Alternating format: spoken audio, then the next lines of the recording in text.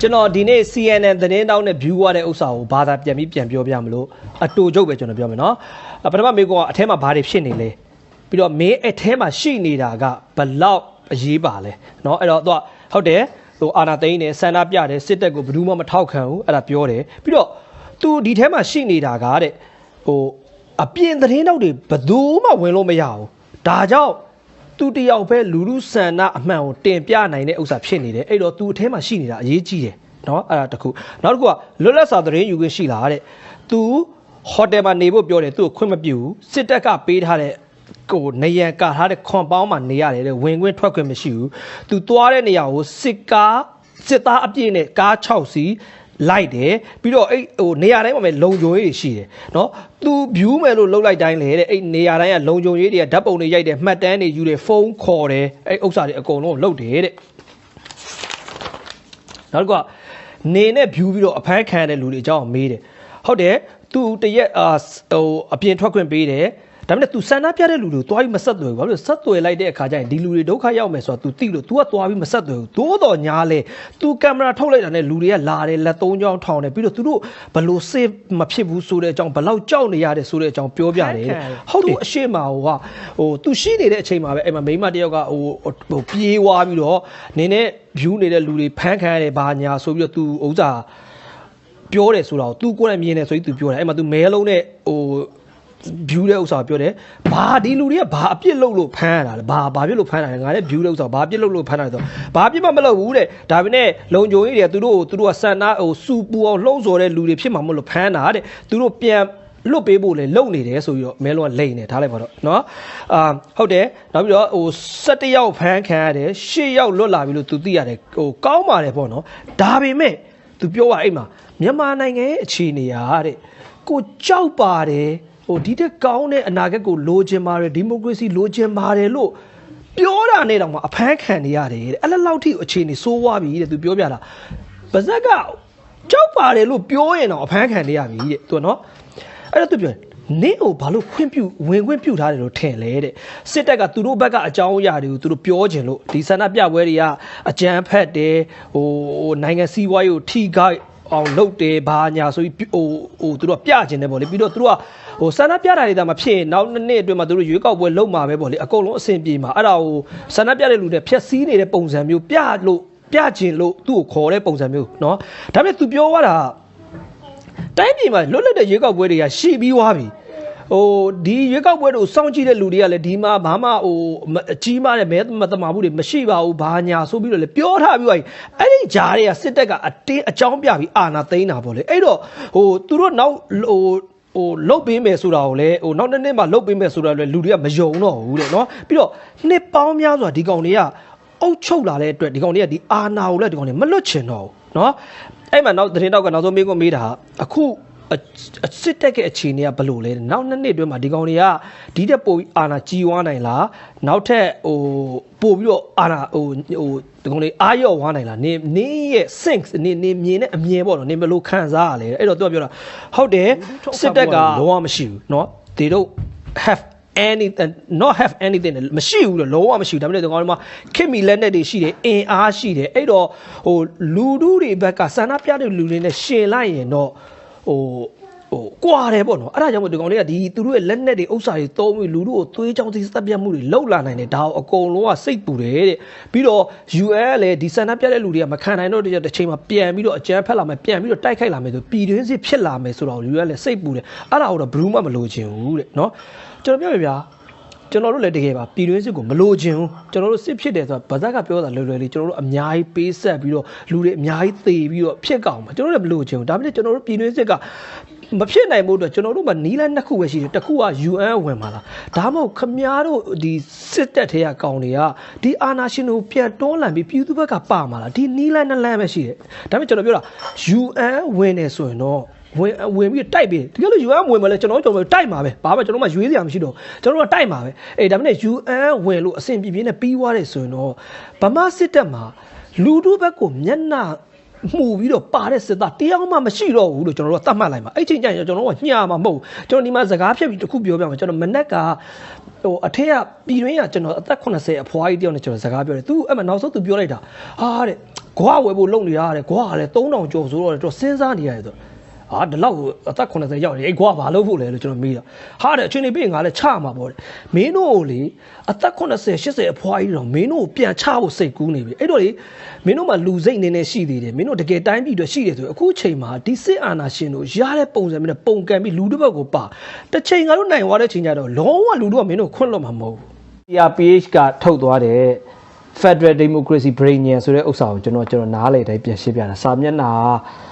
23မျက်နှာလောက်ရှိတယ်ဆိုတော့တော်တော်များများလည်းဖတ်ဖို့အဆင်ပြေမှာမဟုတ်အများကြီးထုတ်ပြီးတော့တစ်ခုတစ်လုံးချင်းစီဖတ်မှာမဟုတ်ဖတ်ကြမှာမဟုတ်လေအဲ့တော့ကျွန်တော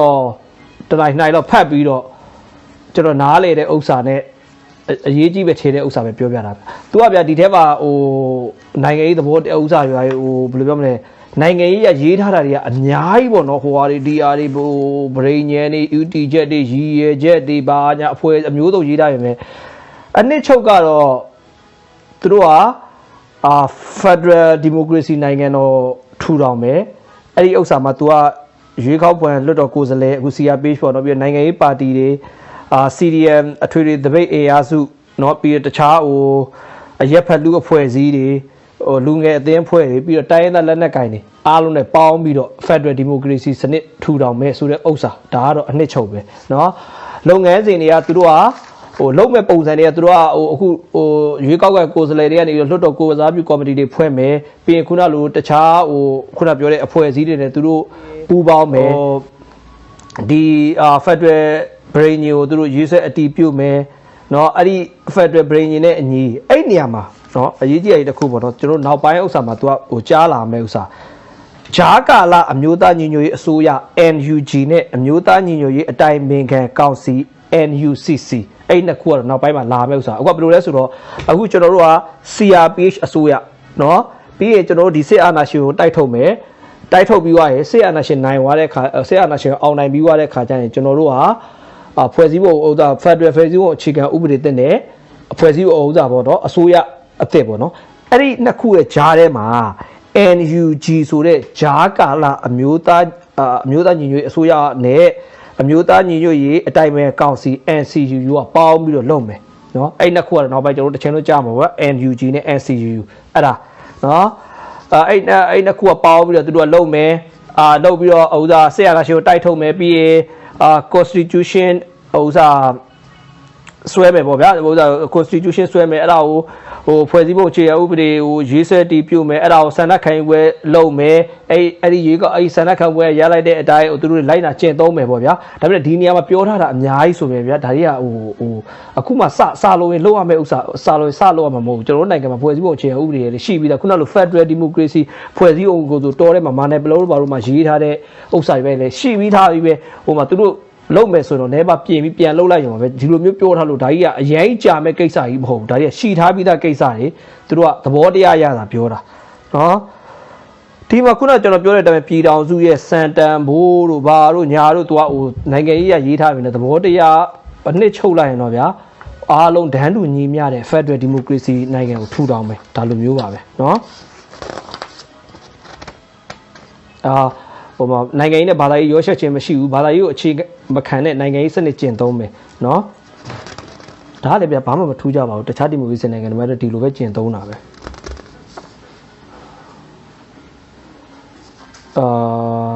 ိုကာကွယ်ရေးဟိုဒါစစ်တပ်ကဟိုဒါလူလူအရသားဆိုရရဲ့အောက်မှာရှိမှာပေါ့ဗျာဒါတွေကလည်းကျွန်တော်တို့သိထားပြီးသားဥစ္စာပဲဒါတွေထူးခြားတဲ့ဥစ္စာတွေမဟုတ်ပါဘူးဒါတွေပါပဲတဲ့လားဟိုအဲ့ဒါကိုပဲ तू ကနိုင်ငံရေးရဟိုဖြစ်တဲ့အတွက်သူတို့ရှေ့ကြီးတွေနဲ့ကြီးတွေရေးထားတာပါကျွန်တော်တို့ကတခုပဲဒီထဲမှာကျွန်တော်တို့ဟိုဂျားကာလ NUG လို့ခေါ်တဲ့ဂျားကာလအစိုးရတခုလာမယ်အဲ့ NUG နဲ့ NUCC ဆိုတဲ့အမျိုးသာ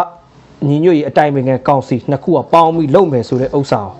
ာအဲ့ဒါပါပဲပြီးတော့ तू က CDM မှာပါဝင်ဒီထဲမှာရေးတာ CDM မှာမပါဘဲနဲ့အခုတည်းဒီစစ်အုပ်စုနဲ့ပေါင်းနေတဲ့လူတွေကိုဟိုအရေးယူရမယ်နော်ပြီးတော့CDM မှာပါဝင်တဲ့ဝန်ထမ်းတွေကိုအခြေပြုပြီးအစိုးရရန်ရတဲ့ဒီတောင်မယ်ဒီတော်လိုင်းကာလမှာကြာဆုံးသွားတဲ့လူတွေဒဏ်ရာရဖမ်းဆီးခံတဲ့လူတွေကိုဂုံပြုမယ်အဲ့ဒါတွေပေါ့ဗျာဒါတွေကဥစ္စာပါဒါတွေကဒါမပါဖြစ်ထူးကြတဲ့အရန်တော့ပေါ့ဒါပါပဲဒါတွေပေါ့နော်အဲ့မှာကျွန်တော်တခုပေါ့နော်ကျွန်တော်ဥစ္စာတွေကစီးပွားရေး ဒီဂျာကာလာအမျိုးသားညီညွတ်ရေးကောင်စီရဲ့စီးပွားရေးမှာပြည်တွင်းပြည်ပရှိ Federal Democracy အရေးလိုလားသူများအဖွဲ့ပါလေဟိုစီးပွားရေးပေါ့နော်အမျိုးသားညီညွတ်ရေးအစိုးရအဲ့ဒီအစိုးရကတော့သူကစီးပွားရေးမှာစစ်အာဏာရှင်တွေရဲ့စီးပွားရေးကိုသူတို့ဟိုပြည်သူတွေနဲ့ပေါင်းပြီးတော့ချိနေအောင်လုပ်မယ်နော်သုံးကကြတော့ဟိုဒီစစ်အာဏာရှင်တိတ်မှုကြောင့်ဖြစ်လာတဲ့စီးပွားရေးဝန်တော့ဝန်ပိုးတွေကိုအကာအကွယ်ပေးအောင်ဆောင်ရွက်မယ်ဒါပေမဲ့နံပါတ်1မှာသူဟိုကျွန်တော်အရေးကြီးတယ်လို့ထင်တဲ့ဥစ္စာလေးပေါ့နော်ဒီအမျိုးသားညီညွတ်ရေးအစိုးရရဲ့ဒီရည်မှန်းချက်တွေဆောင်ရွက်ဖို့အတွက်ပြည်တွင်းပြည်ပရှိ Federal Democracy လူလားသူများအဖွဲ့အစည်းများလူပုဂ္ဂိုလ်များနဲ့အတူပြည်သူများနဲ့ပူးပေါင်းဖြည့်ဆည်းဆောင်ရွက်မယ်တဲ့ဆိုတော့ဗျာကျွန်တော်တို့ဂျာကာလာဒီအစိုးရပေါ်လာတဲ့ခါကျရင်သူတို့ပတ်စံလုံးမှာပဲအဲ့တော့ကျွန်တော်တို့ပြည်တွင်းပြည်ပလူတွေအထူးသဖြင့်ပြည်ပလူတွေပေါ့နော်ပို့ပြီးတော့ထောက်ပံ့ကြပေါ့ကျွန်တော်ကလည်းဒီနေ့မှာကျွန်တော်ပို့ပြီးတော့လှူမယ်လို့ကျွန်တော်ဂရိပေးပါတယ်တဲ့မလားအဲ့ဒါပါပဲဟိုကျွန်တော်အဲ့လိုမျိုး22ရက်ရှိတော့အဓိကတော့ခုနဥစ္စာကိုပဲသူတို့ကပို့ပြီးတော့ဟို